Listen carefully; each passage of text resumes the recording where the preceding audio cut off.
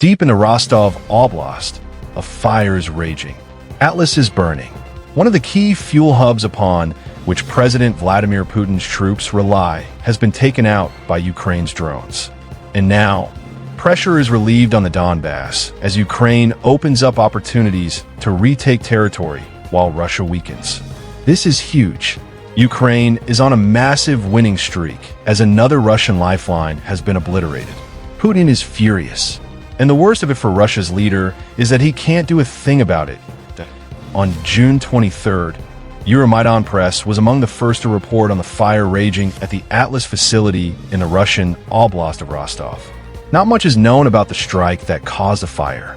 Ukraine likely employed its long-range drones to penetrate Rostov's air defenses, enabling it to strike the facility with considerable force. But what is evident is that this attack has hurt Putin and his forces in the Donbas region of Ukraine. Why? Atlas is, or was, a vital fuel storage facility that served as a key hub supplying Russia's troops in the Donbas with the fuel they needed to sustain their assaults on Ukraine's territory. That makes the Rostov strike yet another in a series Ukraine has carried out that are designed to cripple Russia's military, defense industry, and energy infrastructure on Russian territory. The concept is simple. Take out as much of the infrastructure that supports Putin's troops as possible. Without that support, those troops are weakened, making them easy pickings for the Ukrainian defenders. After all, no fuel means no tanks, no armored vehicles, nothing that Putin's soldiers can use to protect themselves as they're ordered to sustain constant human wave assaults against Ukraine's defenses. Ukraine's general staff goes into more detail. In a post published to Telegram, the general staff confirmed the strike and explained why the Atlas facility was such a high-priority target.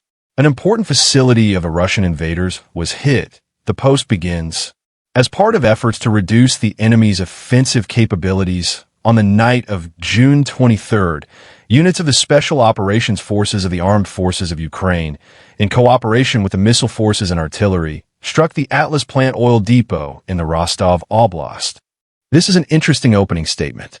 While it's still likely that drones were used in the assault on the plant, the mentions of Ukraine's missile forces and artillery suggest that other weapons may also have been used.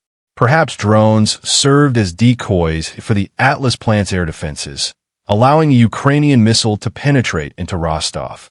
It's not yet known for certain, but the General Staff statement continues. The plant is used to provide fuel and lubricants to the Russian military units involved in the armed aggression against Ukraine in the temporarily occupied territories of the Luhansk and Donetsk regions, says Ukraine's General Staff. Both of these territories, which sit within the Donbas region, are key targets for Putin. As of September 2024, Russia controls 98.5% of Luhansk and about 60% of the Donetsk region. Putin hopes that he'll get to 100% in both territories with continued pushes against Ukraine's forces. The loss of Atlas puts a massive dampener on his plans. The Telegram post wraps up. It has been confirmed that our means of destroying the target area have been reached.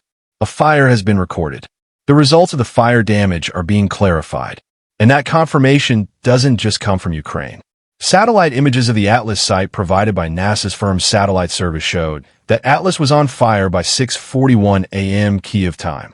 Explosions were also recorded and shared to Telegram, with Euromaidan Press noting that local sources claimed that a series of powerful explosions, so strong they triggered car alarms, occurred in the Kamilitarnyi. Add that the fire was severe and seemed to engulf almost all of the plant, which is home to 32 tanks in which Russia stores petroleum products.